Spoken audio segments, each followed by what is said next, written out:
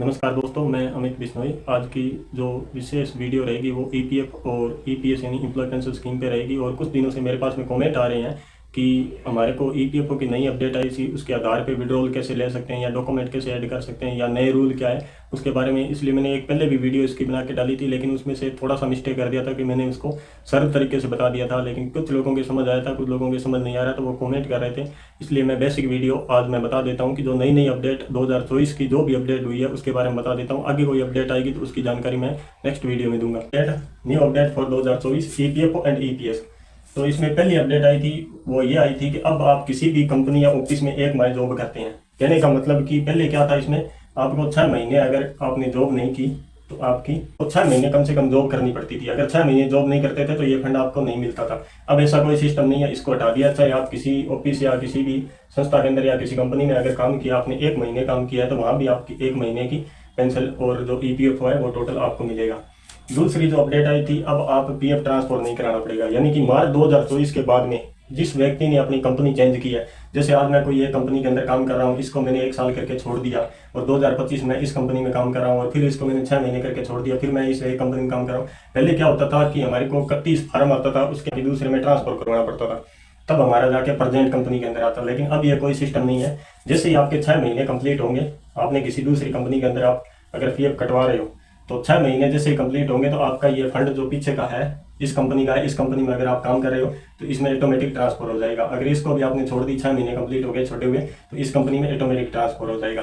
तो ये तो मार्च 2024 से पहले जिसका भी फंड है उसको तो ट्रांसफर करवाना पड़ेगा, लेकिन मार्च 2024 के बाद में जो भी कंपनी चेंज करता है उसको ट्रांसफर करवाने की कोई जरूरत नहीं है, ऑटोमेटिक ट्रांसफर हो जाएगी। हालांकि आप नई कंपनी में डॉक्यूमेंट है वो तो आपको ऐड करवाने ही पड़ेंगे, तभी वो डॉक्यूमेंट मैच करेगा तो ही ट्रांसफर होगा। अगर डॉक्यूमेंट में अगर कोई नई कंपनी कुछ मिस्टेक कर देती है, जैसे कि फादर नेम हुआ, डीओबी हुआ, अपना नाम हुआ, या अपने नाम के पीछे क्या है, कई लोग जाति या अपने गोत्र लगाते हैं, उस प्रकार से नाम में अगर मिस्टेक हुआ, नाम में कहने का मतलब अगर किसी के नाम में ई है, ई की जगह उसने आई कर दिया तो भी ये ट्रांसफर नहीं होगा। डॉक्यूमेंट मैच करेगा तो भी होगा। और तीसरा, आपने जो सरकार ने भी लॉन्च किया, ये सबसे मोस्ट है क्योंकि अपने सबसे बढ़िया इसको इसलिए बोलते हैं कि समग्र दावा फार्म लॉन्च किया सरकार ने, जो 2024 1 जुलाई 2024 से ये लॉन्च किया था कि ऑफलाइन ऑफिस के अंदर जाके आप ईपीएफ ऑफिस में जाके अपना जो भी फंड है उसको विड्रॉल करवा सकते हो। इसमें क्या था पहले कि अपने को एक कंपनी की अप्रूवल चाहिए थी, यानी कि आपने किसी कंपनी में काम किया है तो वो एक मेल करता था।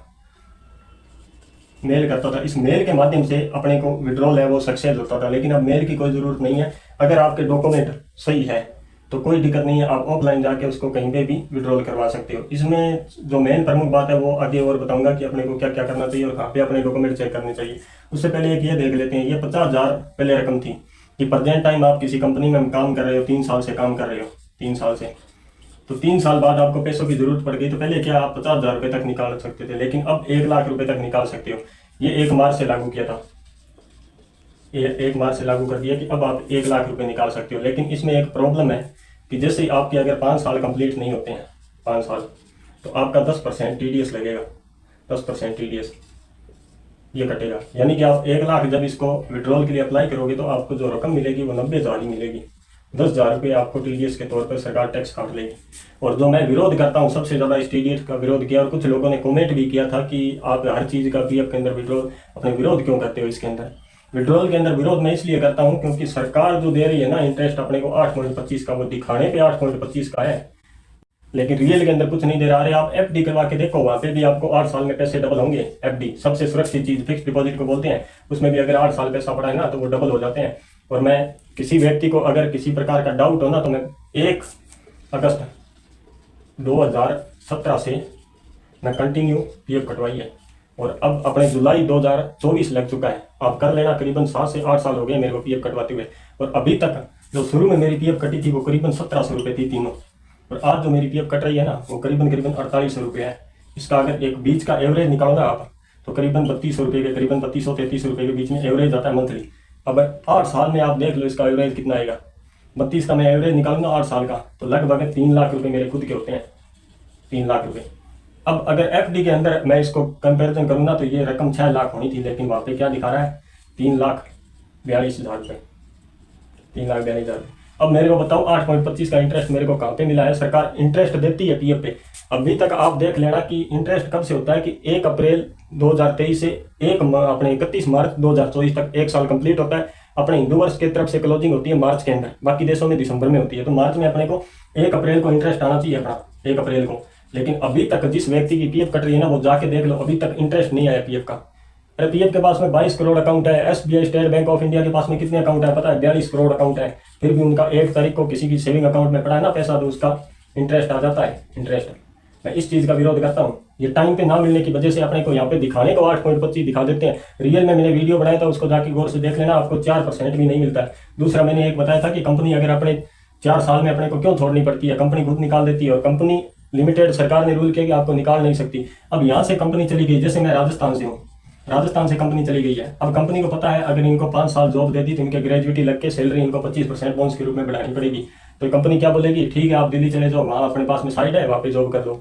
आप बेंगलोर चले जाओ, आप कर्नाटक चले जाओ, आप वहाँ चले जाओ, हर स्टेट का बताएगी, महाराष्ट्र चले जाओ। अरे जो व्यक्ति 15,000 में काम कर रहा है वो घर छोड़ के वहाँ जाएगा तो उसका टाइम पास खुद का ही नहीं होगा, क्योंकि रहने के लिए उसको रूम भी चाहिए, उसके बाद में सारा सिस्टम चाहिए। तो 5 से 6 हज़ार रुपये तो उसके वैसे ही लग जाएंगे, तो वो घर क्या भेजेगा?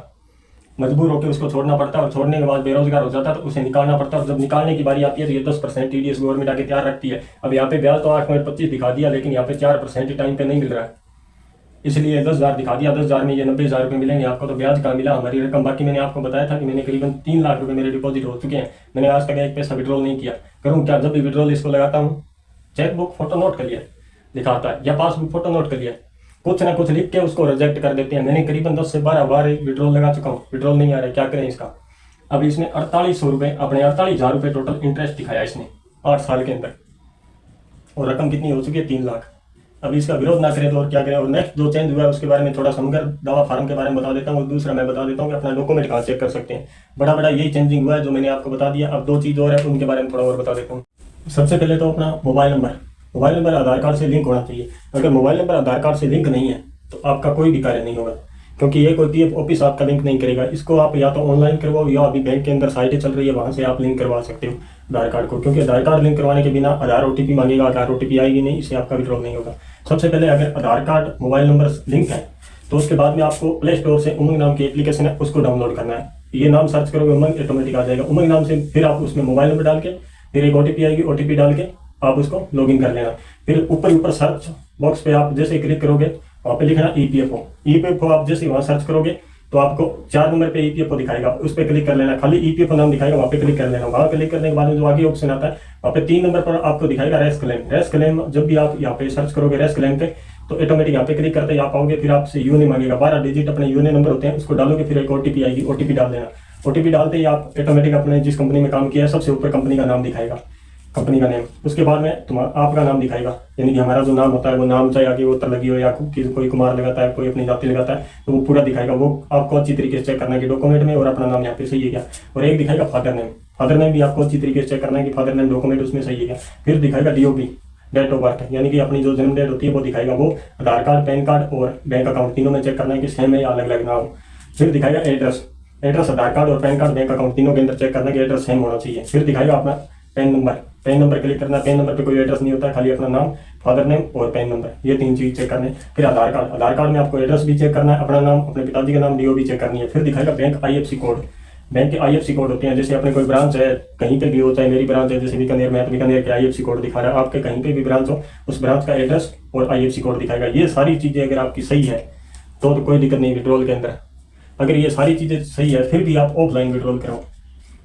ऑफलाइन के अंदर रीजन क्या है कि अपने एक तो ऑफलाइन विड्रॉल होता है, एक होता है ऑनलाइन के अंदर प्रॉब्लम क्या आती है, जब भी आप ऑनलाइन विड्रॉल लेते हो ना तो इसके अंदर अपने को पासबुक, एक तो होता है पासबुक, या तो आपको पासबुक की फोटो उसमें डालनी पड़ती है, या फिर चेकबुक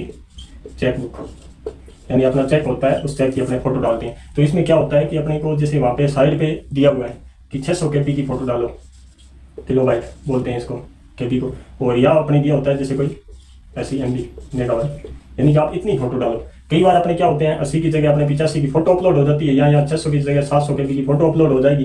लेकिन जब आगे कंप्यूटर के अंदर वो खोलेंगे ना, जब वहाँ पे पीएफ ऑफिस के अंदर, तो ये नोट क्लियर ऐसे आएगी क्योंकि ये जूमिंग होगी नहीं पूरी फोटो, और जूमिंग ना होने की वजह से उनके पास शो नहीं होगी, और वहाँ पे आपको रिजेक्ट कर देंगे। और वहाँ पे लिखा आएगा चेकबुक या पासबुक फोटो नोट क्लियर, यहाँ पे ये रिजेक्ट हो जाएगा। इससे अच्छा आप ऑफलाइन जाओ। ऑफलाइन के अंदर आपको आधार कार्ड लेके जाना है, आधार कार्ड, और एक लेके जाना है कैंसिल चेक, या इसको बोलते हैं अपने रद्द चेक, इसको लेके जाना है। या तो आप आधार कार्ड और कैंसिल चेक पासबुक मत लेके जाना।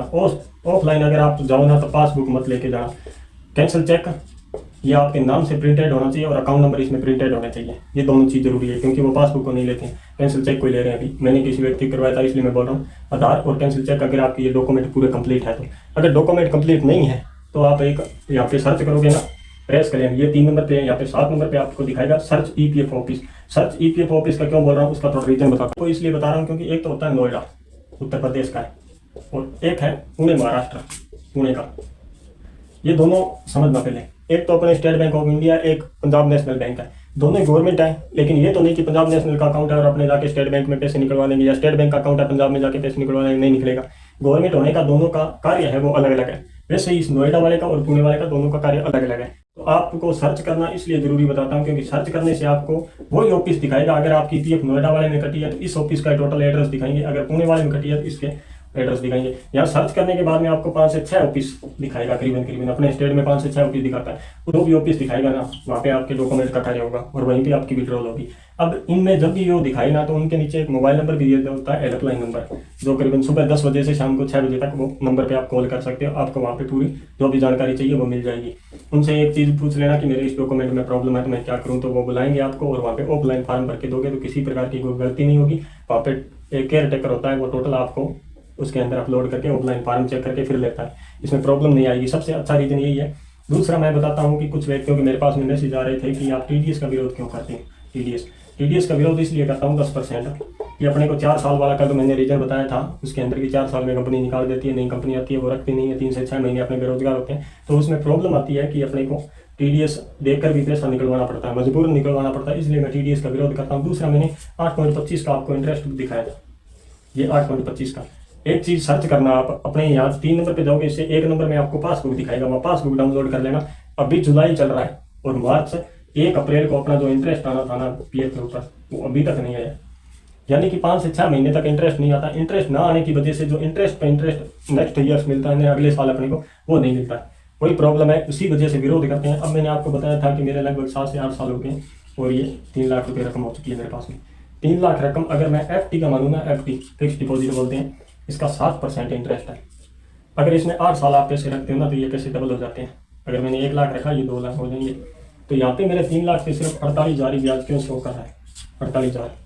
यही प्रॉब्लम है। अगर किसी को ये डाउट लगता है कि नहीं आप ये गलत बता रहे हो, इतना थोड़ी होता है, तो मैं लास्ट के अंदर नीचे डिस्क्रिप्शन बॉक्स में मैं PDF डालूंगा, जिसमें नाम, सिर्फ आपको कंपनी का नाम दिखेगा और थोड़ा बहुत और दिखेगा। कुछ हैंडिंग करनी पड़ती है सिक्योरिटी रीजन से, उसमें कुछ आपको या तो मेरा नाम दिख जाएगा, अमित बिश्नोई के नाम से कंपनी का नाम दिख जाएगा, बाकी डेट ऑफ बर्थ वगैरह मोबाइल नंबर है वो आपको नहीं दिखेंगे, क्योंकि उसको हैंडिंग कर दूंगा मैं।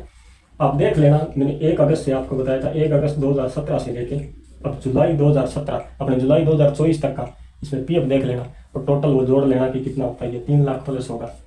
और मैंने आपको बताया था कि शुरू में मेरे 1600 रुपये कट रहे थे और आज मेरे 4800 रुपये कट रहे हैं। इनका बीच का रीजन निकालूंगा 32 रुपये करीबन बीच का रीजन निकलता है। अगर मैं इतना बीच का रीजन का इसका देखूँ ना 32 रुपये का, तो मेरे को कितने पैसे का लॉस है, क्योंकि 48,000 रुपये इंटरेस्ट देके गवर्नमेंट कौन सा मेरे को यहाँ पे करोड़पति बना रही है। अरे एक जहाँ पे 7% इंटरेस्ट मिल रहा है, वहाँ पे 8 साल में पैसा डबल हो रहा है और मैं यहाँ 8 साल कार्य कर चुका हूँ। इस 3 लाख का मेरे को 48,000 रुपये इंटरेस्ट दिया, तो गवर्नमेंट ने कौन सा इंटरेस्ट दे दिया, पैसा मेरा।